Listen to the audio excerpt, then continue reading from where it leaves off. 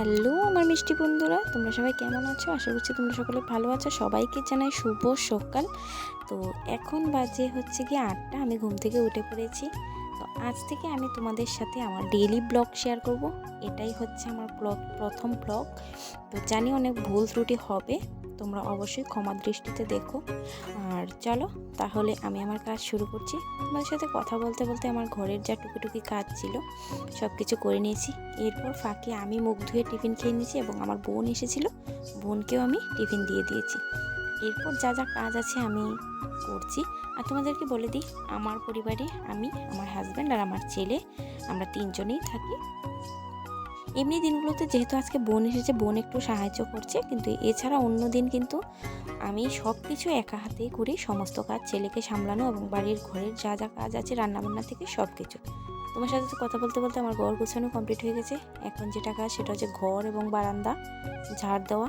তো আমার সকালে যেটা মহিলাদের কাজ থাকে বুঝেছি, যে ঘরের বাসন ধোয়া, রান্নাবান্না, ঝাড় দেওয়া, তো সমস্তটাই করে নিয়েছি। তো এরপরে হচ্ছে গিয়ে আমার ঝাড় দেওয়ার পর যা যা কাজ থাকে, ছেলের কিছু জামা কাপড় ছিল রোদ্রে দিয়ে দিয়েছি। তো এরপর সিঁড়ি, এই যা বিরক্তিকর জানো তো, সিঁড়িটা ভেঙে গিয়েছে। আর এগুলির মধ্যে না ধুলাবালি অনেকটাই আটকে থাকে, তো প্রতিদিন আমাকে এভাবে পরিষ্কার করতে হয়। তো যাক, তোমাদের সাথে কথা বলতে বলতে কিন্তু আমাদের পরিষ্কারটা হয়ে গেছে। এরপর আমি সিঁড়িতে জল দিয়ে দিয়েছি। এরপর উঠান টুটান ঝাড় দিয়ে নেব। যদিও আমাদের উঠানে বেশি জায়গা নেই বা বাড়িতে বেশি জায়গা নেই, যেটুকু দেখছো সেটুকুই। আমার ঝাড় দেওয়া কমপ্লিট হয়ে গেছে। বাসনপত্র যা যা ধোয়ার ছিল আমি ধুয়ে দিয়েছি, আর সেখানে আমি রান্নাও বসিয়ে দিয়েছি। আজকে বেশি কিছু রান্না করব না। তো এরপর যেটা কাজ সেটা হচ্ছে আমার 3জন স্টুডেন্ট আছে, তাদেরকে পড়ানো।